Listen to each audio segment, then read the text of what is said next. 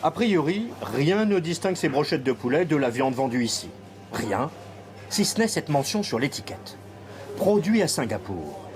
Étrange, voire suspect, puisque ce pays minuscule et totalement urbain ne compte pas le moindre élevage de volailles. Oui, ça ne vient pas d'une ferme. C'est ça qui est beau. C'est produit dans une usine, donc il n'y a pas besoin de terre. Pour un boucher comme moi, ça fait bizarre. J'ai grandi en mangeant de la vraie viande, j'aime la viande. Mais au bout du compte, je sais aussi que l'on épuise la planète avec ça. Et puis, je vais dans des abattoirs et ce n'est pas toujours joli à voir. Alors le boucher a fait un peu de place pour ce qu'il appelle de la viande de culture.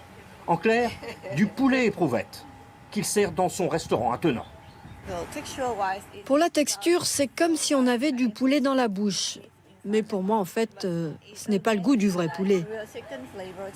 Je me demande si à l'aveugle j'arriverai à le distinguer du vrai poulet. Je ne suis pas sûre. Dans ce bâtiment discret, voici en quelque sorte le poulailler.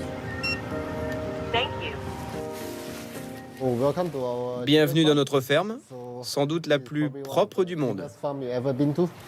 Il faudra encore enfiler une autre combinaison stérile pour approcher d'assez loin cette petite machine où est actuellement produite la chair de poulet à partir de cellules mises en culture.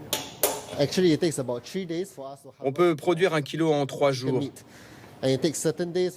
C'est beaucoup plus efficace qu'en agriculture traditionnelle.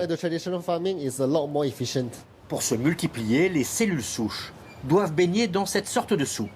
Un mélange d'oxygène, de protéines et d'hormones qui, elles, viennent parfois de vrais animaux. Y compris du sérum fœtal bovin? Oui, bien sûr. Le sérum fœtal bovin, extrait du fœtus de veau lors de l'abattage de la vache, c'est le secret inavouable de cette industrie.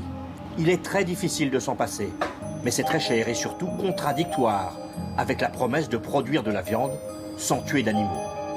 Pourtant, cela ne freine pas la ruée vers l'or.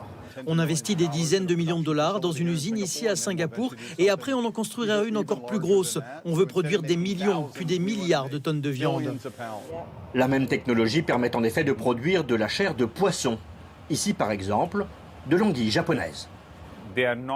C'est un poisson très recherché que l'on ne peut pas produire en aquaculture et qui est aussi une espèce protégée et fragile. Notre but, c'est d'en produire en éprouvette, de façon responsable et sans microplastiques et métaux lourds que l'on trouve dans la nature. Le marché est potentiellement gigantesque, mais même les pionniers singapouriens des protéines de culture ne produisent pas encore à l'échelle industrielle. Merci d'avoir regardé cette vidéo. Abonnez-vous pour ne pas manquer les prochains épisodes. À bientôt.